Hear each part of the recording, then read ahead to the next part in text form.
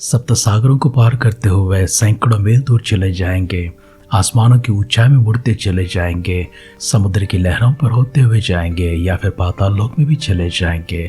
हम अपनों से, हमें जानने वालों से, हमें पहचानने वालों से, जो हमारे पीछा करते हो, जो हमारा घात करना चाहते हो, जो हमारा नुकसान करना चाहते हो, जो हमसे बदला लेना चाहते हो, जैसा हमने किया है वैसे ही वरन उससे भी बदतर करना चाहते हो, उनकी नज़रों से छुपाते हुए संसार के किसी भी कोने में, इस ब्रह्मांड की किसी भी ऊंचाई में या फिर इस धरती के नीचे किसी भी लोक में जाकर हम क्यों ना बस जाए, परंतु हमारे बुरे कर्म, हमारे कुकर्म अपने अपने परिणामों को लेकर आते हैं, अपने अपने प्रतिफलों को लेकर आते हैं, उनके दंड को, उनकी सजा को लेकर आते हैं। जैसा हमने किया है वैसा ही हमारे साथ करने के लिए हमारे पीछे पीछे आ जाते हैं। भले काम करते हैं हम, भले काम करने के बाद आंखें मूंदते हुए, हम किसी को ना दिखते हुए रहस्य में करते हैं, एकांत में करते हैं, फिर भी भले काम अपने प्रतिफल को लेकर आते हैं, अपने आशीर्वादों को लेकर आते हैं। हमने जो किया है उससे 10 गुना बढ़कर लेकर आते हैं, 100 गुना बढ़कर लेकर आते हैं, कभी सैकड़ों गुना बढ़कर लेकर आते हैं। परंतु हमारे भले काम हमारे लिए आशीर्वादों को लेकर आते हैं, बुरे काम बुरे प्रतिफल को लेकर आते हैं, तो अच्छे काम अच्छे प्रतिफलों को लेकर आते हैं। हमारे दिन में हम आगे बढ़ते समय इसी प्रकार से कुछ बातों को गौर करने जा रहे हैं, जहाँ पर राजा दाऊद के जीवन में अच्छाई के बदले फिर से अच्छाई वापस लौट आती है और बुराई के बदले भी बुराई वापस लौट आती है। किस प्रकार से राजा दाऊद अपने परिणामों का अनुभव करते हैं, अच्छे फलों को खाते हैं, बुरे परिणामों का अनुभव करते हैं, दुख का अनुभव करते हैं, अपमान का अनुभव करते हैं। हमारे अध्ययन में हम लोग आगे बढ़ने से पहले आइए अपने आप को परमेश्वर के हाथों में समर्पण करेंगे। परमेश्वर से फिर से एक और बार हमेशा की तरह प्रार्थना करेंगे। परमेश्वर कोई बुरे काम हमारे हाथों से ना होने दे, ताकि परमेश्वर उसके परिणाम कभी हमारे पीछे ना करे। हमें संभव प्रभु जी जितने हो सके भले काम करने का मन में प्रदान करें। हमारी अपनी ताकत से बढ़कर, हमारी शक्ति से बढ़कर, हमारी पहुंच से बढ़कर हम लोगों के लिए भला कर सके, लोगों के साथ अच्छाई को दिखा सके और लोगों का पूछे कल्याण कर सके, जिससे परमेश्वर न केवल हम लोगों की दुआओं को प्राप्त करें, पर स्वर्ग से परमेश्वर अपार और अनगिनत आशीर्वाद आपकी ओर से प्राप्त करें। इस प्रकार से अपने आप को समर्पण करते हुए परमेश्वर के सानिध्य में अपने सिरों को झुकाएंगे, आंखों को बंद करेंगे। छोटी सी दुआ हम अपने आप के लिए करेंगे। अद्भुत काम करते हुए, आशीर्वाद हमारे पर उंडेलने वाले, हमारी देखरेख करते हुए, देखभाल करते हुए, हमारी चिंता करते हुए, हमारे सारे प्रावधान हम तक लेकर आते हुए, हर प्रकार की बुराई को, तकलीफ को, मुसीबत को दूर रखने वाले, हर संकट को, विपत्ति को हमारे तंबुओं के करीब भी ना आते हुए, उन सबों को वहीं पर रोकते हुए हमारा भला करने वाले, हमारे अनुग्रहकारी, दयालु, करुणामय और कृपालु पिता परमेश्वर, हम आपको धन्यवाद करते हैं, हम आपकी स्तुति करते हैं, प्रशंसा करते हैं। गौरव महिमा आराधना के प्रभु जी वंदना के भेंट आपके सानिध्य में लेकर आते हैं।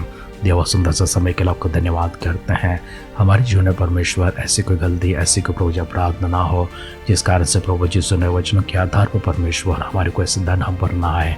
इसलिए प्रार्थना करते हैं प्रभु जी, जिस प्रकार से आपने शब्द हमसे कहे हैं उन शब्दों के आधार पर दुआ परमेश्वर लोगों की हम तक पहुंच सके और स्वर्ग के आशीर्वाद परमेश्वर आपकी ओर से हम लोग प्राप्त कर पाए।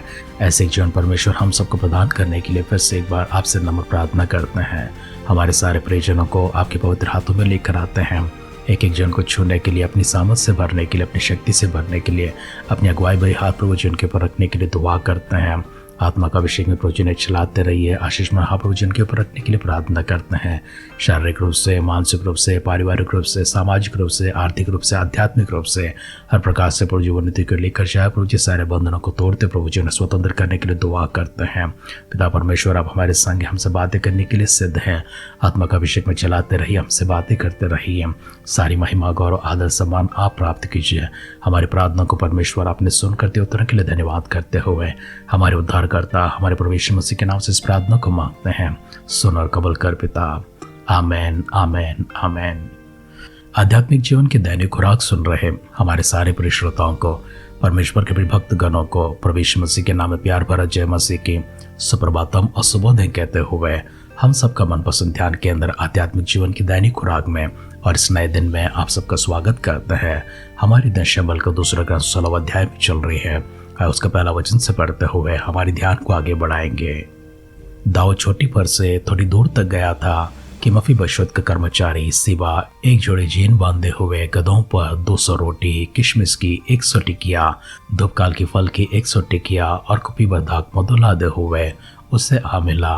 राजा ने सीबा से पूछा, इनसे तेरा क्या प्रयोजन है? सीबा ने कहा, गधे तो राजा के घराने की सवारी के लिए हैं, और रोटी और धूपकाल के फल जवानों के खाने के लिए हैं, और दाख मधु इसलिए हैं कि जो कोई जंगल में थक जाए वो उससे पिए। राजा ने पूछा, फिर तेरे स्वामी का बेटा कहाँ है?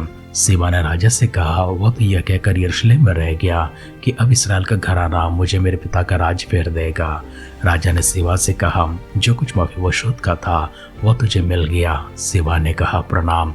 हे मेरे प्रभु, हे राजा, मुझ पर तेरी अनुग्रह की दृष्टि बनी रहे। जब दाऊद राजा बोहरीम तक पहुंचा तब शाऊल का एक कुटुंबी वहां से निकला। वह गेरा का पुत्र शिमी नाम का था, और वह कोसता हुआ चला आया और दाऊद पर और दाऊद राजा के सब कर्मचारियों पर पत्थर फेंकने लगा, और शूरवीरों समेत सब लोग उसके दाहिने और बाएं ओर थे। और शिमी कोसता हुआ यूं बकता गया कि दूर हो खूनी, दूर हो ओछे, निकल जा, निकल जा। यहोवा ने तुझसे शाऊल के घराने का खून का पूरा पलटा लिया है, जिसके स्थान पर तो राजा बना है। यहोवा ने राज को तेरे पुत्र अबशलोम के हाथ कर दिया है, और इसलिए कि तू खूनी है, अपनी बुराई में आप फंस गया। तो सरूया के पुत्र अबीशै ने राजा से कहा, ये मरा हुआ कुत्ता मेरे प्रभु राजा को क्यों शाप देने पाए? मुझे उधर जाकर उसका सिर काटने दे। राजा ने कहा, सरूया के बेटो, मुझे तुमसे क्या काम? वह जो कोसता है, और यहोवा ने जो उससे कहा है कि दाऊद को शाप दे, तो उससे कौन पूछ सकता कि तूने ऐसा क्यों किया? फिर दाऊद ने अबीशै और अपने सब कर्मचारियों से कहा, जब मेरा निज पुत्र भी मेरे प्राण का खोजी है, तो ये बिन्यामीनी अब ऐसा क्यों ना करे? उसको रहने दो और शाप देने दो, क्योंकि यहोवा ने उससे कहा है, कदाचित यहोवा इस पुत्र पर जो मुझ पर हो रहा है दृष्टि करके आज के शाप की सुनते मुझे भला बदला दे। तब दाऊद अपने जनों समेत अपना मार्ग चला गया, और शिमी उसके सामने की पहाड़ की अलंग पर से शाप देता और उस पर पत्थर और धूलि फेंकता हुआ चला गया। निदान राजा अपने संग के सब लोगों समेत अपने ठिकाने पर थका हुआ पहुंचा और वहां विश्राम किया। अबशलोम सब इस्राएली लोगों समेत यरूशलेम को आया, और उसके संग अहीतोपेल भी आया। जब दाऊद का मित्र एरीके हूशै अबशलोम के पास पहुंचा, तो हूशै ने अबशलोम से कहा, राजा चिरंजीव रहे, राजा चिरंजीव रहे। अबशलोम ने उससे कहा, क्या यह तेरी प्रीति है जो तू अपने मित्र से रखता है? तो अपने मित्र के संग क्यों नहीं गया? हूशै ने अबशलोम से कहा, ऐसा नहीं, जिसको यहोवा और वे लोग, क्या वरन सब इस्राएली लोग चाहे, उसी का मैं हूँ, और उसी के संग मैं रहूंगा। और फिर मैं किसकी सेवा करूं? क्या उसके पुत्र के सामने रहकर सेवा ना करूं? जैसा मैं तेरे पिता के सामने रहकर सेवा करता था, वैसा ही तेरे सामने रहकर सेवा करूंगा। तब अबशलोम ने अहीतोपेल से कहा, तुम लोग अपनी सम्मति दो कि क्या करना चाहिए। अहीतोपेल ने अबशलोम से कहा, जिन रखेलियों को तेरे पिता भवन की चौकसी करने को छोड़ गया, उनके पास तू जा। और जब सब इस्राएली यह सुनेंगे कि अबशलोम का पिता उसे घिन करता है, तब तेरे सब संगी हियाव बांधेंगे। सो उसके लिए भवन की छत के ऊपर एक तंबू खड़ा किया गया, और अबशलोम समस्त इस्राएल के देखते अपने पिता की रखेलियों के पास गया। उन दिनों जो सम्मति अहीतोपेल देता था वैसा ही होती थी कि मानो कोई परमेश्वर का वचन पूछ लेता हो। अहीतोपेल चाहे दाऊद को चाहे अबशलोम को जो सम्मति देता था वह सब वैसे ही होते थे। शमूएल का दूसरा ग्रंथ 16 अध्याय का पहला वचन से लेकर अंतिम वचन तक हमने पढ़कर सुना है।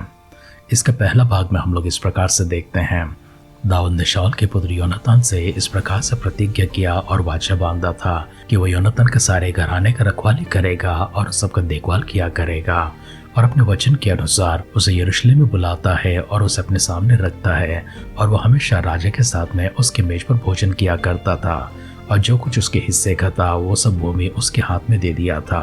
और मफीबोशेत की देखभाल करने वाला एक कर्मचारी था जिसका नाम सीबा था। वो सीबा आज दाऊद से मिलने के लिए आता है, और अपने साथ कुछ भोजन वस्तुओं को लेकर आता है और कुछ गधों को लेकर आता है। जब दाऊद ने पूछा, इन सब से तेरा क्या प्रयोजन है? उसने कहा, यह आहार तेरे लिए और तेरे जवानों के लिए है, और जो गधे मैंने लेकर आए हैं वो राजा और उसके घराने की सवारी के लिए हैं। दाऊद ने किए उपकार के बदले में उसको उपकार मिल जाती है, लेकिन दाऊद ने जो गलत किया है उसके बदले में बद्दुआएं, उसके बदले में शाप मिलते हैं। शाऊल के घराने से शिमी नाम एक व्यक्ति आता है जो दाऊद को कोसने लगता है। शिमी के दाएं और बाएं शूरवीर खड़े हुए थे, कई सारे लोग खड़े हुए थे। वो अपने हाथ में पत्थर और धूल उठाए हुए दाऊद के ऊपर फेंकता गया और उसे कोसता गया है, उसे शाप देता गया है। दाऊद के कर्मचारियों में से अर्थात दाऊद का सेनापति योआब का छोटा भाई अबीशै कहता है कि मैं जाकर उसका सिर काट ले आऊंगा, ये मरा हुआ कुत्ता मेरा प्रभु राजा को क्यों शाप देने पाए। राजा ने मुझसे कहा, हे सूर्या के बेटो, मुझसे तुम्हारा क्या काम। वो जो कोसता है और यहोवा ने जो उससे कहा है कि दाऊद को शाप दे, तो उससे कौन पूछ सकता है कि तूने ऐसा क्यों किया है। फिर दाऊद ने अभिषय और अपने सब कर्मचारियों से कहा, जब मेरा निज पुत्र भी मेरा प्राण को खोजी हो, तो ये बिन्यामीनी अब ऐसा क्यों ना करे, उसका रहने दो और उसे शाप देने दो, क्योंकि यहोवा ने उससे कहा है, कदाचित यहोवा इस उपद्रव पर जो मुझ पर हो रहा है दृष्टि करके आज के शाम की संति मुझे भला बदला दे। इस प्रकार से दाऊद अपने राह पर चला गया और शिमी भी अपना राह पर चला गया। शिमी इस प्रकार से दाऊद को कोसने का कारण क्या था, क्योंकि शिमी शाऊल के घराने का था। शाऊल कोई और नहीं था, इसराइल का पहला राजा था। इसराइल का पहला राजा शाऊल के बाद अगर सिंहासन पर किसी का हक बनता है तो योनातान का बनता है। योनातान को राजा बनाए बगैर दाऊद राजा बनने की कोशिश करता है। हालांकि अलग बात है, परमेश्वर ने शाऊल की जगह दाऊद को राजा नियुक्त किया था, परंतु शिमी की नजरों में दाऊद एक हत्यारा ठहरता है, खूनी ठहरता है, क्योंकि उसे लगता है कि दाऊद ने शाऊल को मारा है, उसके बाद उसके बेटे को मारकर सारा राज्य अपने हाथ में कर लिया है, जाकर आज सिंहासन पर बैठ गया है, इसलिए उसे शाप देने लगा, उसे कोसने लगा है। वैसे तो दाऊद ने शाऊल के विरोध में ऐसा कोई गुनाह नहीं किया था, ऐसा कोई अपराध नहीं किया था, वरन शाऊल ही स्वयं दाऊद के विरोध में जाता है, उसे मारने की कोशिश करता है। अपनी बेटी अर्थात दाऊद की पत्नी को उसे ना देते हुए उसे किसी और के साथ में ब्याह कराता है। दाऊद इन सब बातों में भी खामोश रहा है, परंतु आज हम देखते हैं शाऊल के घराने से, बिन्यामीन के कुल से किस प्रकार से शिमया का दाऊद को कोसने लगता है, उसे शाप देने लगता है, उसे खूनी कहता है, हत्यारा कहता है। हम आगे बढ़ते हैं। दाऊद इन सारी बातों का सहन करता है और कहता है कि परमेश्वर की उसे जब हुआ है तो भला क्यों कर मैं उसका सवाल करूंगा। मेरा स्वयं बेटा ही मेरा विरोधी हो चुका है और मेरे प्राण का खोजी हो चुका है, तो ये बिन्यामीन के कुल से आने वाला ये शिमी कौन है, उसे कहने दो, उसे शाप देने दो। इस परिस्थिति के बदले में दाऊद एक आशा को रखता है, एक दुआ को रखता है और सोचने लगता है, कहने लगता है, जिस प्रकार की उपद्रव उस पर बीत रही है उसके बदले में और साथ ही साथ जो शाप उसे दिया गया है उसके बदले में परमेश्वर उसको भला करे, उसको आशीर्वाद दे। दाऊद ने किया हुआ एक और गलती की ओर हमारे ध्यान को लेकर जाएंगे। जिस प्रकार से आरंभ में कहा गया है, अच्छे काम करते हैं, भले काम करते तो वे सब दुआओं के रूप में, आशीर्वादों के रूप में आते हैं। इस अध्याय के पहले भाग में हमने देखा है किस प्रकार से दाऊद के पास आशीर्वाद आते हैं, भलाइयाँ आते हैं। हम इसके निचले भाग में जब आते हैं, हमने यहाँ पर शापों को देखा है, और हम थोड़े निचले भाग में जब जाते हैं, दाऊद ने जिस तरह से बतशेबा का साथ किया था उसी प्रकार से दाऊद के रखेलों के साथ में होती है। हमारे ध्यान में हमने इस प्रकार से गौर किया था, दाऊद बतशेबा को पाने के लिए, उसे अपना करने के लिए उसके पति ऊरिया को कई प्रकार की साजिशों से फंसाना चाहता है और अंत में उसको युद्ध में खड़ा करता है और उसको मरवा देता है।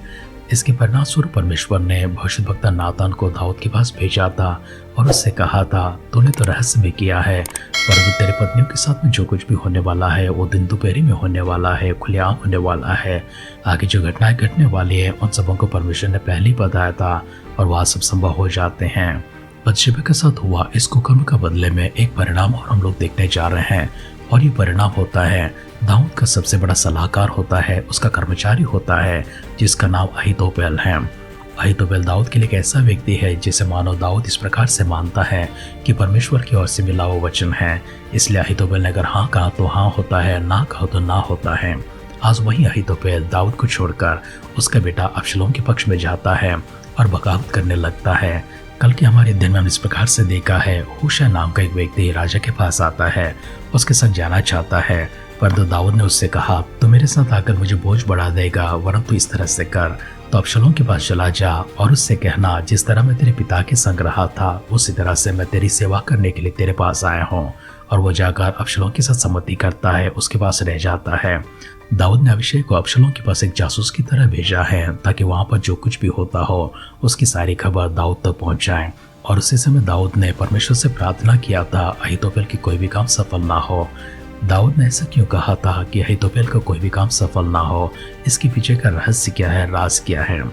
हमारे ध्यान को आगे लेकर चलते हैं। अहीतोपेल कौन है और बतशेबा के साथ में अहीतोपेल का क्या संबंध है, और अहीतोपेल ने दाऊद के साथ में बगावत क्यों किया है, इसके कारण को जानने के लिए कोशिश करेंगे। हम दूसरे शमूएल का ग्रंथ 23 अध्याय का 34 वचन को देखेंगे। असबाई का पुत्र एलीपलेत, माका देश का गिलोई, अहीतोपेल का पुत्र एलियाम। एलियाम कौन है, हम आगे जाके देखते हैं। शमूएल का दूसरा ग्रंथ 11 अध्याय का 3 वचन में देखते हैं। जब दाऊद ने दूध बेचकर उस स्त्री को पूछवाया, तब किसी ने कहा, क्या ये एलियाम की बेटी और हित्ती ऊरिया की पत्नी बत्शेबा नहीं है? अहीतोपेल कौन है? अहीतोपेल का बेटा एलियाम है और एलियाम की बेटी बत्शेबा है। बत्शेबा के पति ऊरिया को दाऊद ने मरवा दिया था। बत्शेबा की चाहत में अर्थात अहीतोपेल की पोती की चाहत में दाऊद ने उसके साथ में कुकर्म किया था। अहीतोपेल ने दाऊद को चेतावनी दिया था, वो कोई और नहीं है परंतु मेरी पोती है। परंतु दाऊद की आंखें बत्शेबा की मोह में इस प्रकार से अंधे हो चुके थे कि उसने चेतावनी को भी नहीं सुना था और उसने कुकर्म कर दिया था। अपनी आंखों के सामने अपनी पोती के साथ में अत्याचार होता हुआ, उसके साथ में कुकर्म होता हुआ और उसके पति को मरवा डालता हुआ किस प्रकार से अहीतोपेल ने इन सारी चीज़ों को देखा है परंतु सहन किया है। अहीतोपेल इन सारे विषयों के बदले में एक सही मौके की तलाश में था।